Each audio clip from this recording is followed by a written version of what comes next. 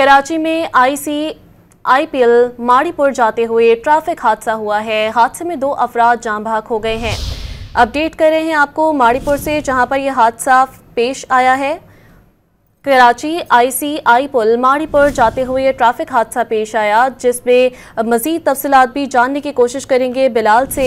कराची के इलाका माड़ीपुर की ये तफसीलातें जो आपके साथ शेयर कर रहे हैं। हादसे में 2 अफराद भी जान बहक हो गए हैं। इसी हवाले से मजीद तफसीलात जानेंगे डॉन न्यूज़ के नुमाइंदे बिलाल खान। जी बिलाल खान, बताइएगा, जान बहक अफराद की शनाख्त हो पाई है? जी बिल्कुल, देखिए आप उनके करीब कार रखने से 2 अफराद जान बहक हुए हैं, जिन्हें सिविल अस्पताल मुंतकिल कर दिया गया।